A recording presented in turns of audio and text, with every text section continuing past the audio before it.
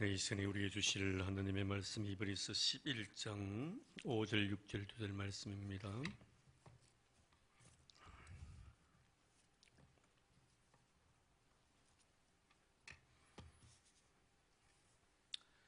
히브리서 11장 5절, 6절 말씀 우리 다 같이 한 마음으로 같이 봉독하겠습니다. 믿음으로 에녹은 죽음을 보지 않고 옮겨졌으니 하나님이 그를 옮기심으로 다시 보이지 아니하였느니라. 그는 옮겨지기 전에 하나님을 기쁘시게 하는 자라는 증거를 받았느니라.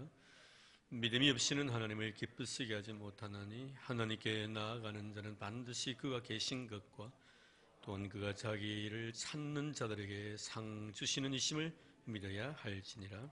아멘. 네, 지난 시간에는 아벨의 믿음에 대해서 말씀을 드렸고 오늘은 이 에녹의 믿음에 대해서 말씀을 드리려고 합니다. 성경에서 말씀하고 있는 믿음이라는 것은 하나로서 이렇게 정의할 수가 없는 것이죠. 하나님께서 각자에게 요구하시는 믿음의 종류는 참 다양한 것 같습니다. 지난 주일날 이 아벨의 믿음에 대해서는 예배의 자세, 예배의 태도를 보시고 믿음과 믿음이 없음에 대해서 선을 그으시는 것을 우리는 살펴보았습니다. 믿음이라는 것은 바로 예배를 드리는 자세 속에서 하나님의 믿음을 찾으시구나 하는 것을 알 수가 있었죠. 오늘은 여러분이 이 에녹에 대한 믿음을 갖다 우리는 배우게 되겠는데, 이 에녹의 믿음, 먼저 결론부터 말씀을 드리면은 에녹의 믿음이라는 것이 뭔가 하나님과 동행하는 삶이다. 또 하나님과 동행하는 것이 무엇이었던가? 하나님을 기쁘게 해드린 것이었다. 하나님을 기쁘게 해드리는 것, 하나님과 동행하는 삶을 사는 것, 이것이 바로 믿음이라고 성경은 말씀하고 있습니다.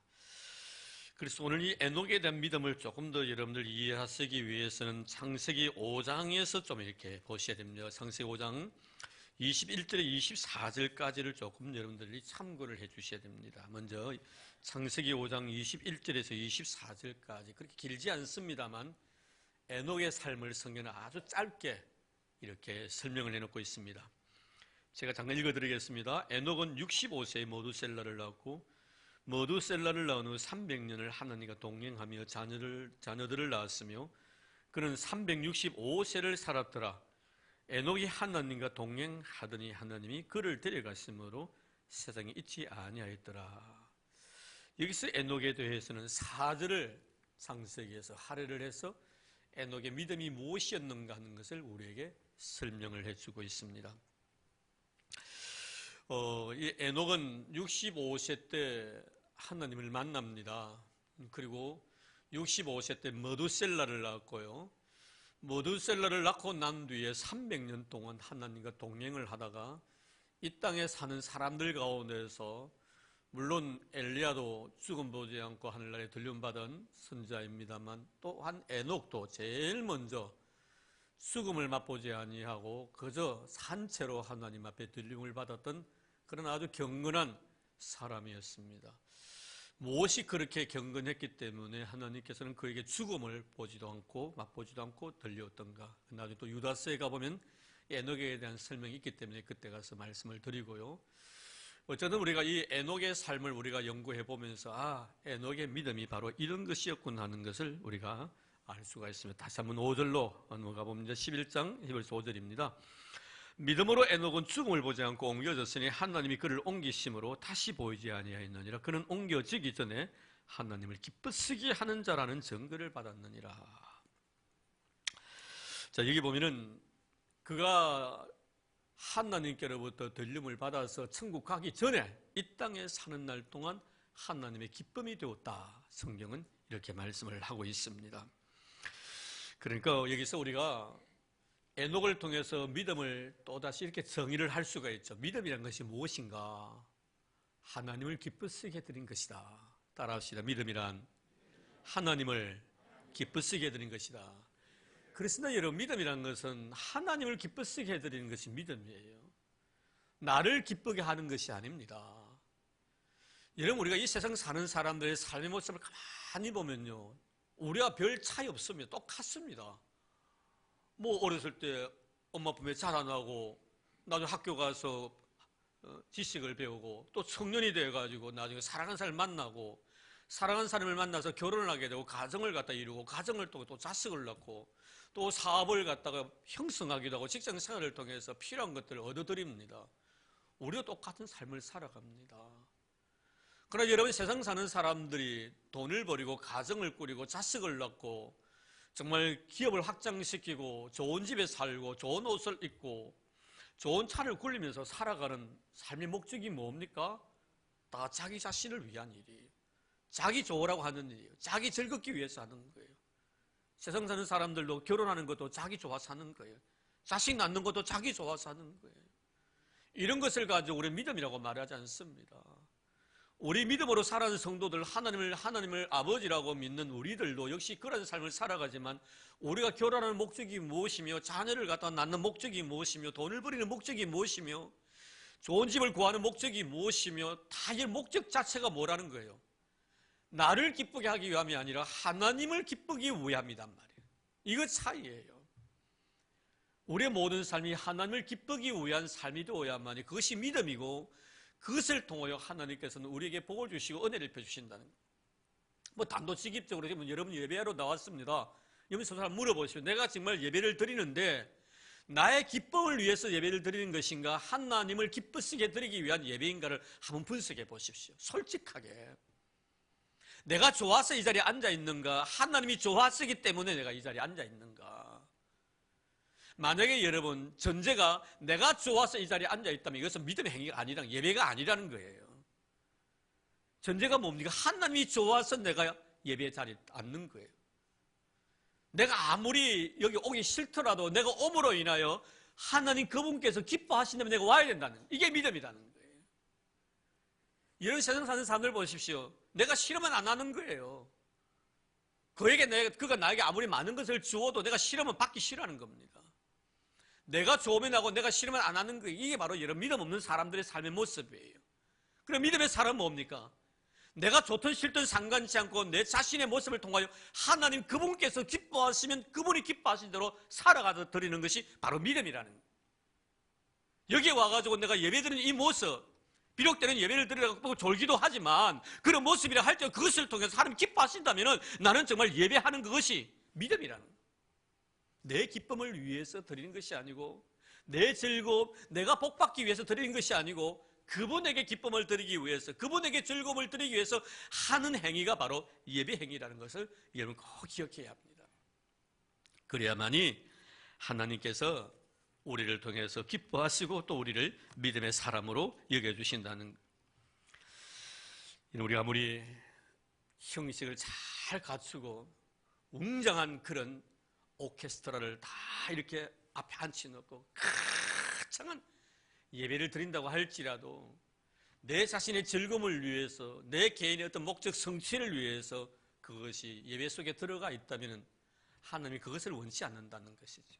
비록 두세 사람이라도 모여서 하나님 앞에 예배할지라도 그 속에 감격이 있고 감사가 있고 하나님의 은혜 물줄기가 흘러넘치고 하나님의 거룩한 사랑에 압도당해서 그 속에 거룩한 영혼의 눈물이 내 가슴 속에 흐를 때 하나님은 그것을 귀하게 보시고 그 예배를 받으신다는 나의 기쁨을 위한 것이 아닙니다.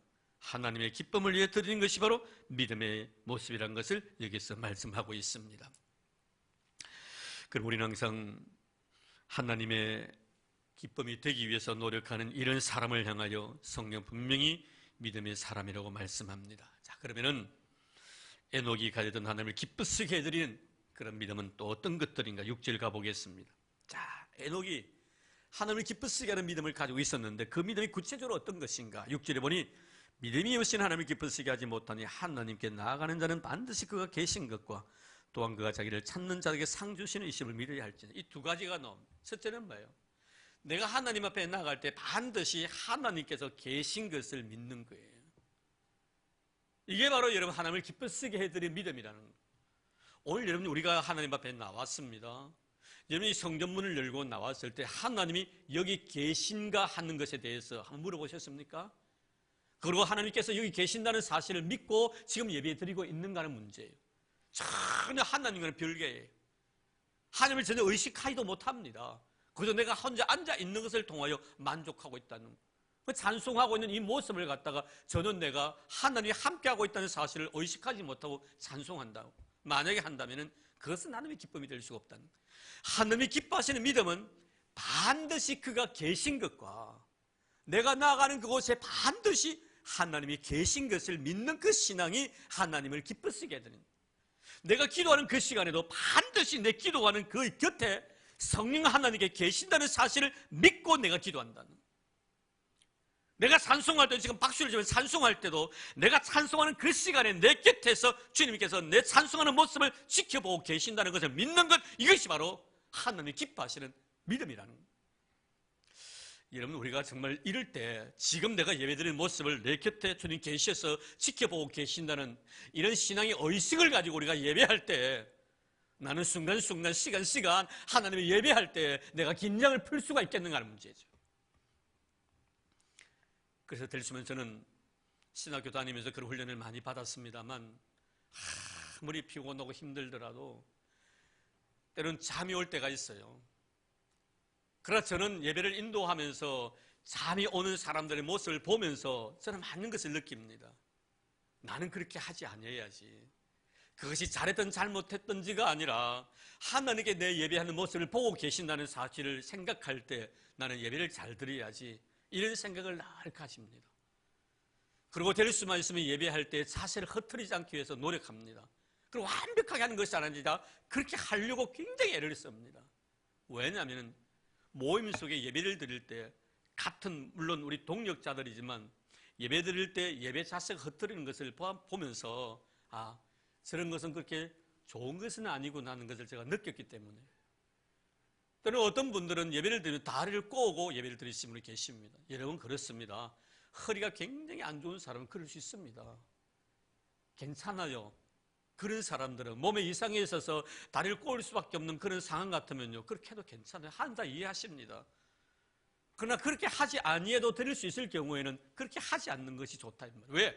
내 곁에 내가 예배드린 그 모습을 하나님께 지켜보고 계시기 때문에.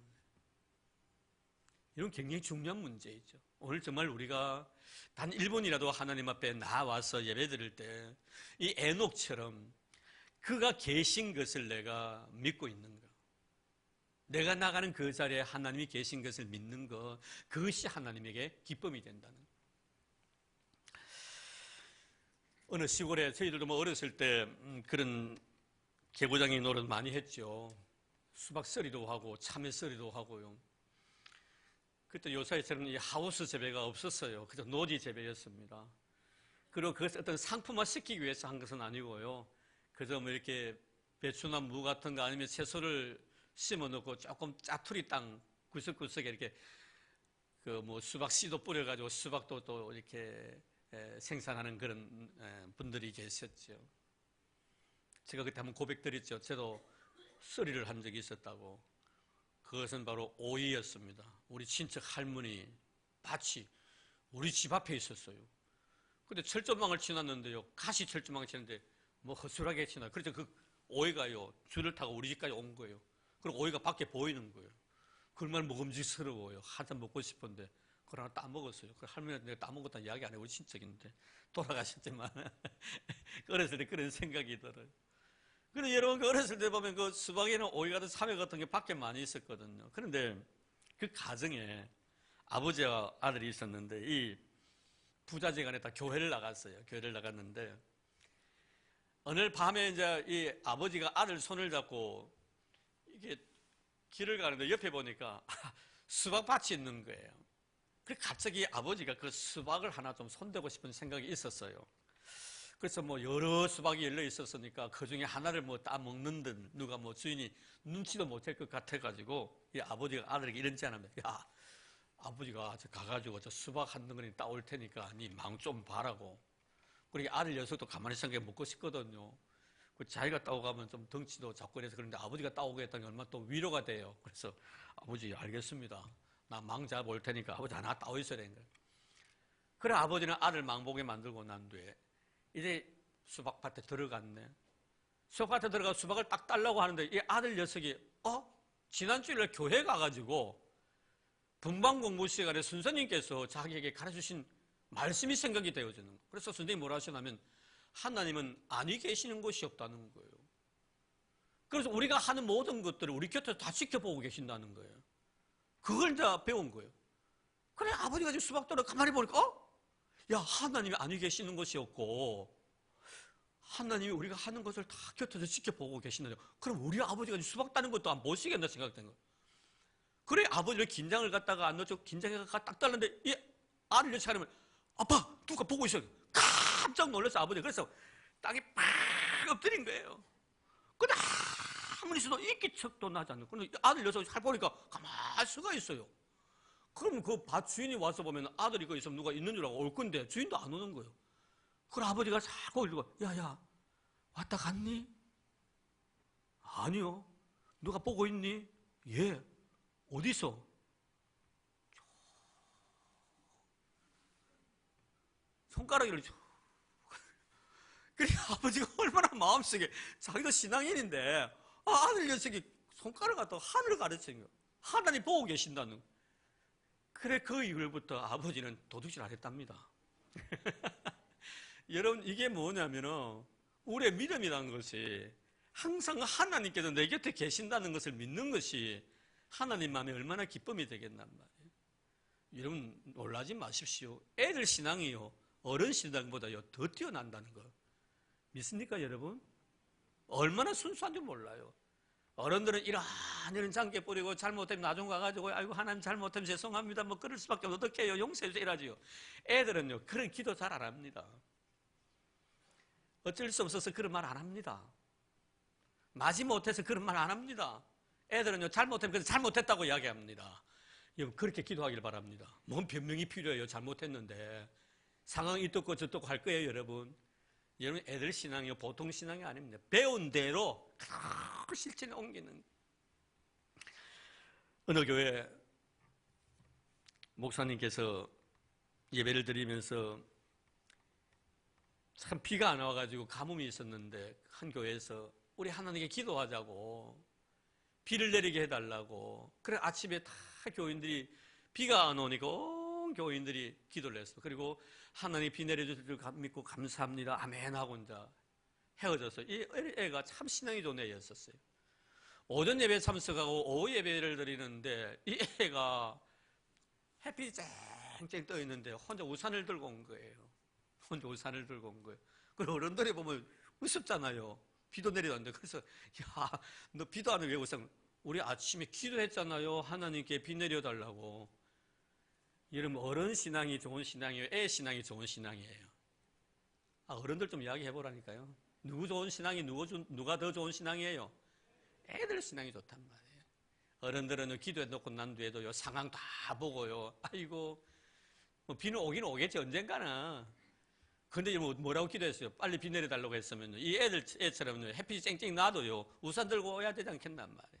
참 여러분 우리는 늘 마음속에 하나님의 마음에 기쁨이 되는 믿음이라는 것은 내 곁에 하나님이 계신다는 것을 믿는 것.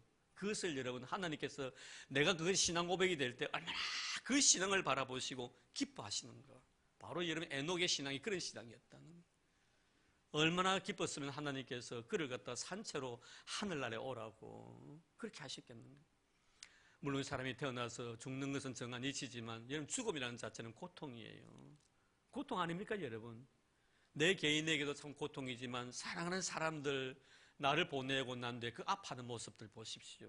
그래서 가장 누구에게 스트레스가 만나면요 배우자가 배우자를 잃고 난 뒤에 남아있는 그 배우자가 굉장히 스트레스를 많이 받아요. 그래서 그런 사람이 빨리 세상을 떠날 수밖에 없는 그런 통계도 나와 있습니다. 굉장히 스트레스 큰 거예요. 숭을 보지 않고 그대로 들림받았다고 생각해 보세요. 여러분 에녹에만 유익되겠어요? 그 장면을 누가 봤어요? 가족들이 다 봤겠지 않나 이 말이에요. 가족들이 얼마나 아름답고 영광스러운 모습. 하는 나라가 있구나. 오죽 기뻤으면 하나님께서 에녹을 그렇게 모셔드렸겠나. 그 다음에 두 번째는 뭡니까? 그가 계신 것을 우리가 믿는 믿음뿐만 아니라 그가 자기를 찾는 자에게 상 주시는 이심을 믿어야 합니다. 하나님을 찾는 사람에게 상을 주시는 하나님이시다. 물론 이것은 우리가 잘 해석하기를 바랍니다. 내가 상 받기 위해서 그분 앞에 나간다는 그런 의미가 아니에요. 내가 어떤 행한 행위에 대해서 어떤 대가를 요구하기 위해서 하나님 앞에 나가는 그런 의미는 아닙니다. 그러나 단 그런 의미는 아니지만 그렇게 하는 사람에게는 상을 주신다고 약속하신 하나님이시다. 내가 상 받기 위해서 그렇게 하는 것은 아니지만 그렇게 하다 보면 하나님 분명히 나에게 상을 주시는 분이시라는 것을 믿는 믿음을 말하는 거예요. 그러니까 믿음이 먼저이지 상이 먼저가 아니더라 이 말이에요. 상이 먼저이고 믿음이 후가 아니라 믿음이 먼저이고 상이 그 다음이더라. 내가 믿음 생활 잘 하면은 하나님께서 그런 사람에게 상을 주신다는 것을 믿는 그 신앙.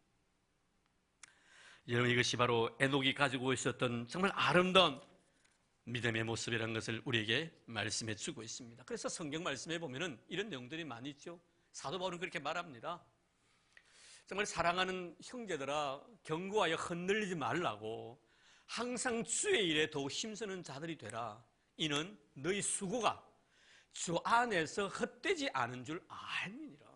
헛되지 않는다는, 우리의 수고로움이 헛되지 않는다.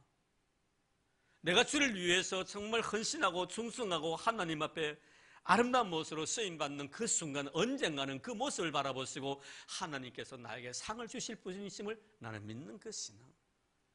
받기 위함이 아니라 내가 믿으니 주시더라는 이 믿음. 에녹은 이런 믿음을 가지고 살아갔다는 것을 우리에게 말씀해 주고 있습니다.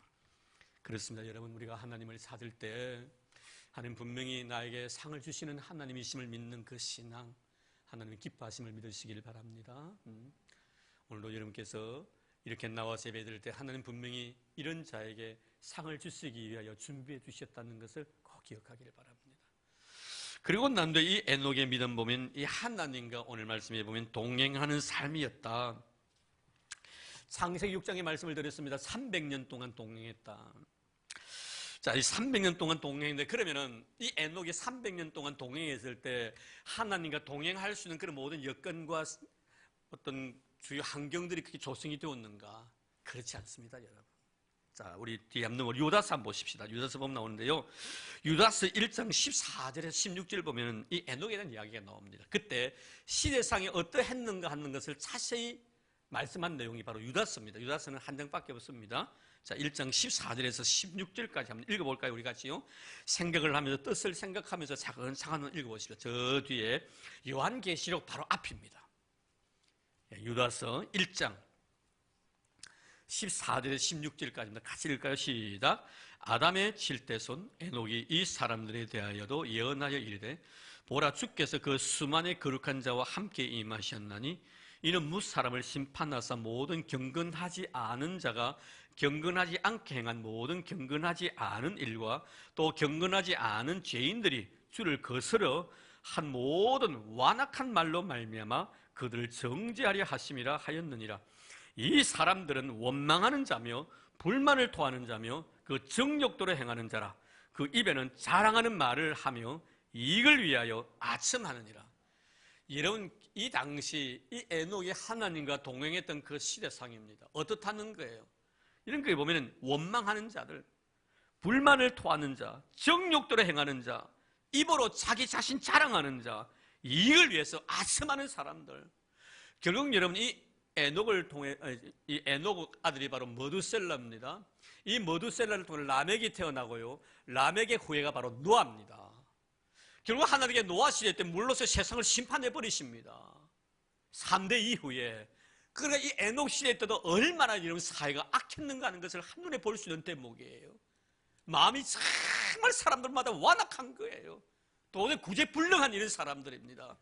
여러분, 우리가 신앙생활 때 그랬습니다. 내 곁에요, 신앙생활 잘하는 사람이 있을 때는 나도 모르는 사이 나도 신앙생활이 잘 되어져 가요. 항상 심성이 고운 사람들 곁에 있으면 나도 모르는 사이 그 사람에게 말려 들어갑니다. 항상 긍정적이고 창조적이고 생산적이고요, 항상 아름다운 마음을 가지고 신앙생활하는 사람 곁에 나도 모르게 그렇게 물이 들어가요. 그런데 내 주위의 환경이요, 그렇지 못할 경우에 나는 어떻게 됩니까? 좋지 못한 방향으로 쉽게 빠져들어갈 수밖에 없는 그런 것입니다. 이런 비굴한 예를 든다면요, 아브라함의 조카 롯 같은 경우에요. 롯이요, 아브라함 곁에 머물러 있었을 때는 굉장히 신앙인이었습니다. 심지어 하나님께서 아브라함이 어떤 오해를 합니까? 나를 통해서 하나님께 씨를 주지 아니하시는 것은 아마 내 조카 롯을 통해서 하나님께 씨를 주실 모양이다, 이렇게까지 생각했었어요. 믿음의 후대를 갖다가 이 조카 롯을 통해서 이루려고 했습니다. 그때 하나님께서 둘을 갖다 나눠버리시죠. 아니라는 것을 알게 했어요. 이때 여러분, 둘 땅 중에 가나안 땅과 그리고 소돔과 고모라 땅 두 땅 중에 롯이 선택한 땅이 어디입니까? 애굽처럼 에덴 동사처럼 젖과 꿀이 흐르는 소돔과 고모라 땅을 갖다가 이 롯이 선택을 합니다. 그런데 문제는 그거예요. 그 악이 관영하고서 그 땅을 선택했는데 신앙을 가지고 있던 이 롯의 입장 모습이 신앙생활이 안 되는 거예요. 여러분 잘 아시다시피 창세기 18장 말씀에 가보면요, 이 아브라함의 가정에 19장입니까? 18장입니까? 아브라함의 가정에 18장이네. 가정에 하나님이 사람의 형상을 입고 오시잖아요. 그러나 이제 소돔 고모라에 대한 이야기를 합니다. 그리고 나중에 이 천사가 소돔 고모라 성에 갑니다. 갔을 때 가가지고 롯의 집에 들어간 거예요. 롯의 집에 들어갔는데 그 장면을 소돔 고모라 성에 있는 남자들이 본 거예요. 그래, 여기서까지는 괜찮아요. 그런데 이 남자들이 이 롯에게 와가지고 끌어내라는 거예요. 멋있게 생긴 거예요. 남자들입니다. 우리가 상관하겠다는 겁니다. 쉽게 말하면 오늘날 말하면요, 남자와 남자끼리 관계를 맺는 거, 이 호모족들 말입니다. 남자가 들어가는데 남자가 우리 끌어내라고 상관하겠다고 이렇게 말합니다. 그만큼 타락된 곳이에요. 근데 여러분, 여기 살았던 롯의 생각 보시면 뭐라고 하는지 아십니까? 여러분, 이분들에게 이러면 안 된다, 귀한 분이라고. 나에게 남자를 알지 못하는 딸이 있는데 딸을 당신들에게 줄 테니까 당신들 마음대로 하라고. 이런 마음을 가져서 이게 보편화됐다는 거예요. 어떻게 이런 생각을 가집니까, 여러분? 자기 딸이네, 자기 딸은 남자를 알지 못하는 딸인데 이 딸을 줄 테니까 대신에 당신이 하고 싶은 대로 하라고. 이 정도 이런 타락한 것이 바로 소돔과 고모라입니다. 내가 아무리 신앙을 지키고 싶어도요, 내 주위 환경이 그렇게 되지 못하면요, 그렇게 말려들게 돼 있는 거예요. 근데 여러분, 오늘 에녹 보십시오. 그때 상황이, 시대성이 어땠던가? 모두가 하나님의 심판을 받을 수밖에 없는 그런 지경에 놓여 있었을 때 이 에녹은 300년 동안 하나님과 동행했다는 거예요.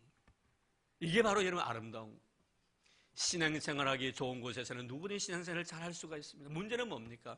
내가 신앙을 유지해 나가기 정말 힘들고 어려운데 그런 상황 속에서도 변하지 않냐고 주님을 사랑할 때 하나님 그것을 귀하게 보신다는 거예요.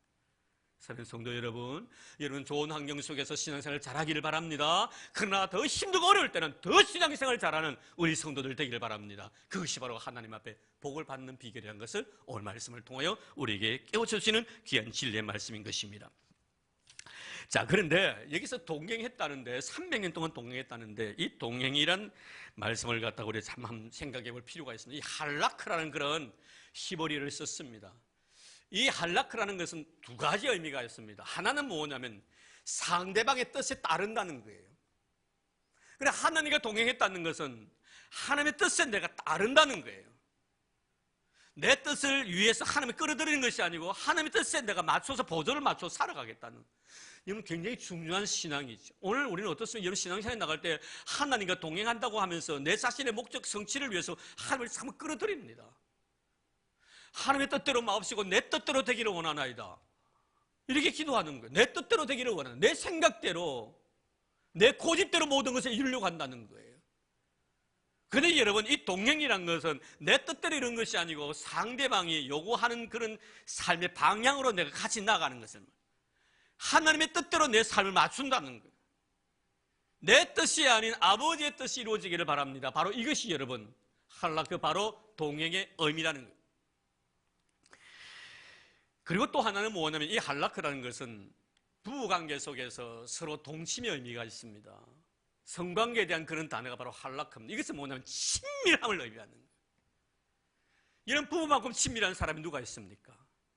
모르는 거 없습니다. 알 거 다 합니다. 벌거벗어도요 부끄러움이 없는 것이 부부관계예요. 여기서 동행한다는 것은 하나님과 나와 친밀하다는 거예요. 비밀이 없다는 거예요. 이런 조금 전에 제가 아브라함과 롯의 관계 이야기했습니다. 아브라함의 신앙이 바로 이런 신앙입니다. 나중에 우리가 배우겠습니다만, 이는 아브라함에 대해서 창세기 18장에 보면 역시 마찬가지죠. 하나님께 그 아브라함의 가정에 신방을 오셔서 내년 이맘때 내 아내 사라에게 아들 있으라고 말씀하시면서 먼저 소돔과 고모라에 대한 이야기를 합니다. 그러면 사실의 말씀이 뭡니까? 내 마음에 있는 비밀을 어떻게 내가 너에게 숨기겠느냐? 그 비밀이 뭡니까? 소돔과 고모라 성에 대한 문제예요. 이 비밀스러운 이야기를 갖다가 아브라함에게 하는, 그래서 성경에 보면은 하나님께서는 아브라함을 나의 벗이라고 말합니다. 그만큼 친밀하다는. 여러분, 정말 하나님과 너무나 친밀한 관계, 정말 인격적인 그런 관계를 유지했다는 것이죠. 그것도 300년 동안이나. 여러분, 하나님께서는 얼마나 에녹을 사랑하셨는가 하는 것을 한눈에 볼 수 있습니다. 저는 여러분들에게 하나님과 친밀하기를 바랍니다. 주님의 숨기를 순간순간마다 느낄 수 너무나 가까이 계신 하나님의 그런 모습을 발견한 여러분 되기를 바랍니다.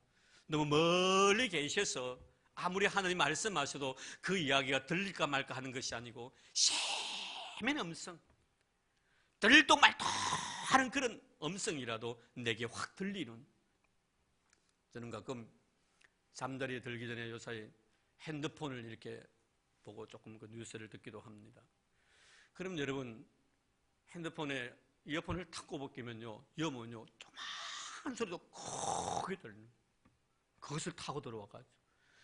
저는 여러분, 하나님과 여러분의 관계가 이 이어폰을 통해서 소리가 들리는 그런 관계가 되기를 바랍니다. 하나님이 아주 깨미 소리같이 적게 하는 소리도 여러분 귀에는 선명히 들려지는 그런 친밀한 관계, 그만하고 가까이 있다는 에녹의 믿음이었습니다. 에녹의 믿음이었습니다. 내 뜻이 아닌 하늘의 뜻에 보조를 맞춰서 내 인생을 살아가겠습니다. 주님, 정말 나는 주님을 떠나서는 살 수가 없습니다. 정말 가까이 있기를 원합니다. 정말 주님과 친밀한 삶을 살고 싶습니다. 이런 간절함, 하나님은 에녹을 축복해 주셨습니다. 숨을 보지 아니하고 하늘나라에 들림받는 그런 은혜를 에녹에게 허락해 주신 것을 우리에게 말씀해 주고 있습니다. 사랑하는 성도 여러분, 주님이 기뻐하시는 그런 신앙인이 다 되기를 바랍니다. 주님이 기뻐하는 그런 삶을 사는 여러분 되기를 바랍니다. 그런 사람 항상 내 곁에 주님이 계신 것과 내가 주님 앞에 나아갈 때 나아가는 자에게 상을 주시는 이심을 믿는 그 믿음, 그것이 바로 에녹의 믿음이었고, 그 믿음을 통하여 에녹은 하나님 앞에 축복을 받았습니다.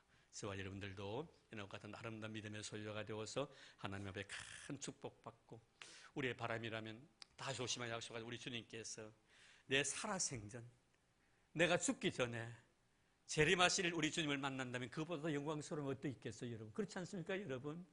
그런 축복이 에녹의 믿음을 통해 이루어지기를 주의 이름으로 축원합니다. 하나님 감사합니다. 우리에게 믿음 좋으셨던 에녹이라는 한 분을 소개해 주셔서 에녹의 아름다운 신앙을 본받고 싶어서 오늘도 저희들 이 자리에 모였습니다. 하나님, 에녹은 정말 하나님을 기쁘시게 해드리는 믿음을 가지고 있었습니다. 늘 하나님이 자신의 곁에 계신 것을 믿는 믿음, 그리고 하나님 앞에 나아가는 자에게 상을 주시는 하나님이심을 그는 믿었습니다. 그리고 하나님과 동행하는 그런 삶을 살았다는 것도 배웠습니다. 주님, 항상 하나님의 뜻에 따르고자 원했던 에녹, 그리고 하나님과 정말 친밀한 관계를 누리기를 원했던 에녹, 주님, 우리도 이런 아름다운 마음을 가지고 하나님의 기쁨이 되는 저희를 되도록 축복해 주옵소서. 우리에게 에녹이 주신 아름다운 믿음 주신 예수님 이름으로 기도드립니다. 아멘. 이 시간에 우리 에스더 여돈도에 특별 찬송해 주시겠습니다.